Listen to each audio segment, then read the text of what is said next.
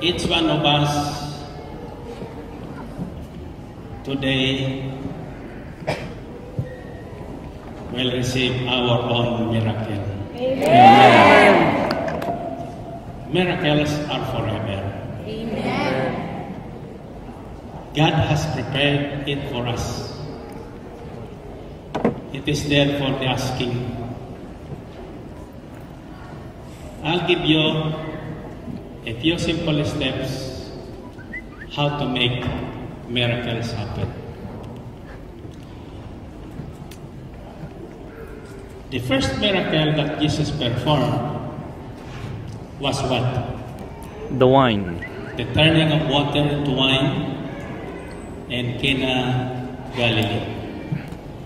How did it happen? First, a great need arose that day. Nagkaroon ng matinding pangangailangan. Diyan po nagsisimula ang himala ng Diyos sa buhay natin. Pangangailangan. Narinig yun? Amen. Pangangailangan, hindi kalayawan, kundi pangangailangan. God is ready all the time to supply all our need. You came here because you had a need, a work. God made that happen because He too has a need. He needs someone to tell people here that God exists. That is your primary duty in coming here. Not only to work, but to tell people in the world that Jesus is alive. Amen. That Jesus cares for us. That Jesus cares for all our needs. And that He is willing and able to supply that need. He said, according to Matthew 7, when you are in need, ask, and it shall be given to you. Seek, and you shall find. Knock, and the door will be opened to you. When you pray for something else, whatever it is, believe in your heart that God will give it to you. And He will give it to you.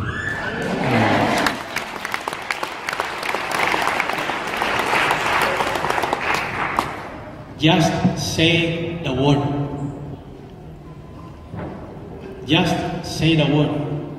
Say it. But God knows. Somebody says, but Brother Mike, God knows. Yes, He knows. But God wants us to confess or express what really is our need. Sabihin mo. Sabihin mo. Kung Sister Belen, nang makita ko noon, ang ganda-ganda niyan. Mas maganda pa ngayon. Kung tininan ko lang siya, wala akong sinabi, baka napunta sa iba yan. Eh, hindi pa naman ako gusto niya noon. Sinabi naman niya sa akin, hindi kita gusto, pero pakakasalan kita. Paano ka ko yun? Kasi gusto ka na tatay ko. Yung tatay niya, may gusto sa akin eh, nilasing ko sa suktong. So ginawa ko ng paraan. Namalasing sa suktong, inatake sa puso. Namatay. Nang mamatay, di ko napinuntan si Sister Belen. Takot ako eh. Ako sinisisi niya, namatay tatay niya dahil sa akin eh. Nung hindi ko na pinupunta, mga 2 linggo, ako ang pinuntan niya. Hallelujah. Kaya nang makita punta niya ako, 1 araw, mga linggo yun eh. Sabi niya sa akin, ba't hindi ka na pumapasyal sa amin? Kakuha na ng kaibigan ko, patay na eh. Sabi niya, saan ka pupunta? Ako sa Baclaran. Ano gagawin nun? Magsisimba. Anong hingin mo sa Diyos? Pumayag ka makasal sa akin. Ang sabi niya sa akin, sama ako. Hallelujah. Sama kami din sa simbahan. So pagkatapos naman manangin, kung dinadasal niya, kasi ako alam niya dasal ko, sabi ko, Lord, payagan mo na itong pakasal sa akin. Kahit wala pa akong trabaho. Anyway, paglabas namin simbahan, nakita namin yung Max Restaurant. Kako, gusto mo kumain mo tayo sa restaurant? Sabi niya, sige, okay, kain tayo. Kumain naman kami. Sabi ko sa kanya, pakasal na tayo. Sabi niya sa akin, bayaran naman ang kinain natin. Ang sabi ko sa kanya, wala kong pirang dala. Ikaw lang kapapagbayan. Binayaran niya naman. Ang sabi ko, mahal ako nito. So, napakasal kami. Noong may anak na kami, yung panganay, sabi ko, may anak na tayo, mahal mo na ba ako? Ang sagot niya sa akin, may anak na tayo eh. Pero niya sinabi, mahal ko siya, mahal na niya ako. Kasi talagang hindi niya ako mahal. Noong 4 niya, sabi ko, may 4 na anak na tayo, mahal mo na ako, 4 ng anak natin. Noong mayroon na kaming 10 apo, sabi ko, 10 ng anak natin, 10 ng apo natin. Mahal mo na ba ako? Ikaw naman, 10 ng apo natin. Tatanong ka pa. Noong isang taon na kami magkaroon ng golden wedding anniversary, finally, she confessed sa harapan ng 4 na obispo. Sabi niya doon sa kanyang confession, Brother Mike, when I first married you, I married you not because I love you, but because my father loves you.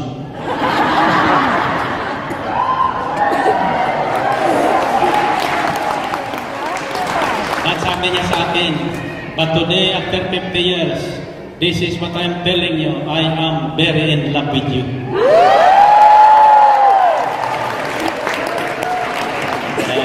Para malaman ko naman kung talaga mahal niya ako, nagsakit-sakitan ako. Nang ako kayo may sakit-sakitan, nung nasa San Francisco kami, sabi niya, kung kailan pa ako nagmahal, saka pa ito mamamatay. sabi niya sa mga anak niya, ano bang problema ng tatay niyo? Bakit nagkagayan niya? Sabi ng isa, Ma'am, ay utang yan. Sabi niya, alam niya kung magkano utang niya, babayaran mo. Aba, totoo nga, binayaran niya ang utang ko. Sabi ko, mahal na ako nito. Gumaling ako.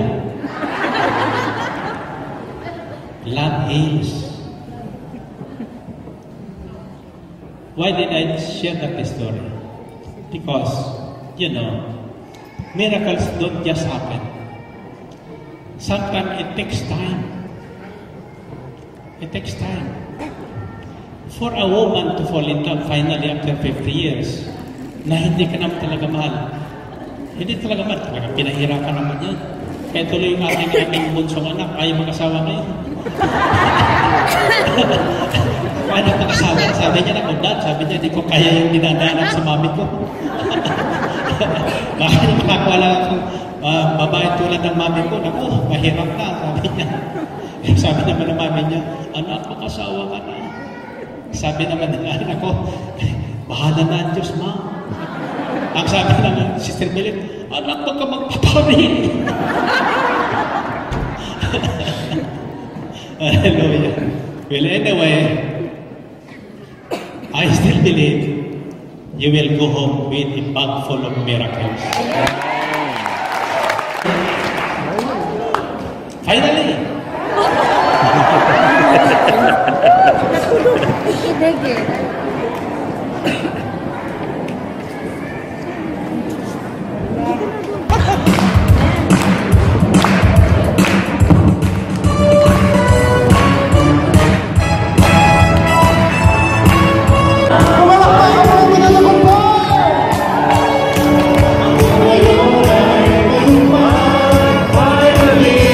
Sabay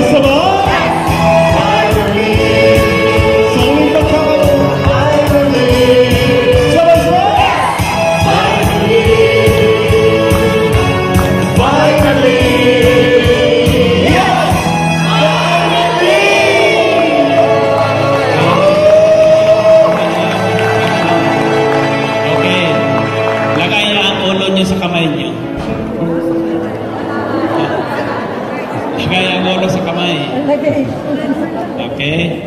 Put your head on your hands. Remember, miracles are forever. But they do not just happen. You have to make it happen. And finally, sometimes it takes time to happen. Faith is not just believing. Faith is expecting something to happen. Amen. Believing in the things we do not see and expecting a reward and expecting to see those things we believe as a reward of our faith. St. Augustine said, faith is believing the things we do not see, and the reward of faith is seeing what we believe. But so many people don't realize this. Why? Because their faith are not strengthened. Hindi matibay. Gusto nila instant noodles. Ngayon, instant baby. Instant Mrs. Instant Mr.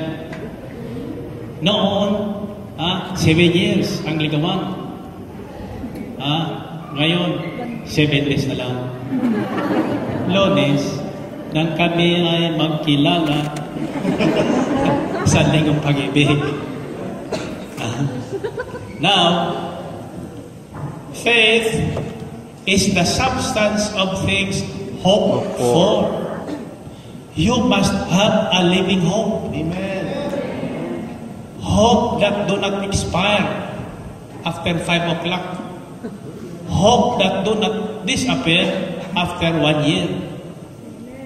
Hope springs eternal. Against all hope, according to Romans chapter 4, verses 18 to 25, against all hope, Abraham in hope believed, and so became the father of many nations. Just as it had been said to him, so shall your offspring be.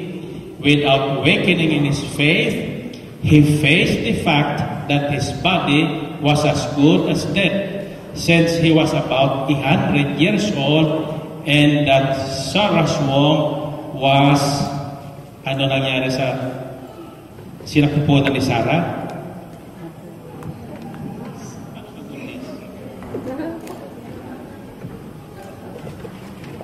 And that Sarah's womb was also dead.